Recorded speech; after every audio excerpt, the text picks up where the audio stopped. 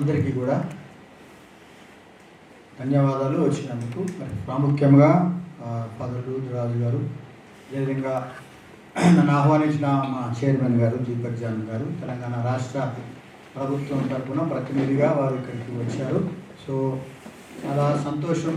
ఈ సిస్టర్ మరియా గారి యొక్క చరిత్ర చాలా అద్భుతంగా ఉంది. నేను చూస్తున్నాను, ఇంతసేపు ట్రైలర్ చూసినప్పుడు అసలు అక్కడ రిలీజియన్ అనే మాట కొంత లేకుండా సోషల్ జస్టిస్ కొరకు పనిచేసినటువంటి వ్యక్తిగా చూస్తున్నాను.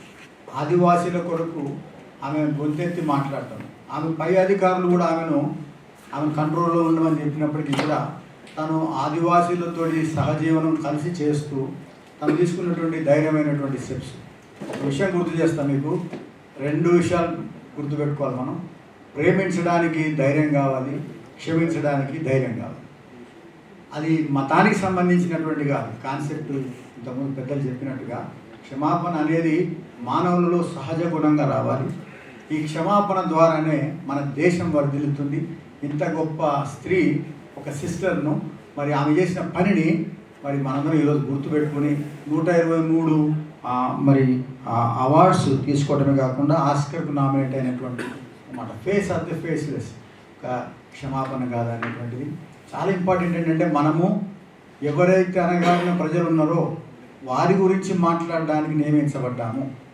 మనం ఏ మతమారైనా పర్వాలేదు, కానీ మనం మాట్లాడవలసింది అట్టడుగు ఉన్నటువంటి వారికి న్యాయం జరిగే విధంగా మాట్లాడడానికి సిస్టర్ పనిచేయడం. అందుకని ఆమె గుర్తింపు రావటము. నేను విన్నాను వారు సెయింట్హుడ్ కూడా దగ్గరలో ఉన్నారని.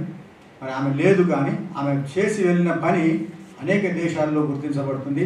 ఈ మంచి పని అందరం చేద్దాము, మీరు అందరూ కూడా సహకరించాలని, మూవీ రిలీజ్ కొరకు, ఆ మూవీ రిలీజ్ అయిన తర్వాత కూడా దీన్ని ప్రమోట్ చేయాలని మా ఇండిపెండెంట్ చర్చెస్ అన్నింటి తరఫున తెలంగాణ రాష్ట్ర చీఫ్ బిషప్గా మరి కమిటీలో మెంబర్గా నేను ఉన్నాను. కమిటీ తరఫున కూడా మరి నేను కోరుతున్నాను ఫాదర్ రాజు గారిని, ఈ మూవీకి సంబంధించిన పెద్దలను మరొకసారి అభినందిస్తూ, ఒక గొప్ప మరి నిలిచిపోయేటువంటి జ్ఞాపికగా ఉండేటువంటి హార్ట్ టచింగ్ స్టోరీ ఇది. అందరు చూడాల్సిందిగా మనవి చేస్తూ మీకు అందరికీ కృతజ్ఞతలు. Thank you very much. Thank you so much bishop గారు. ఇప్పుడు శ్రీ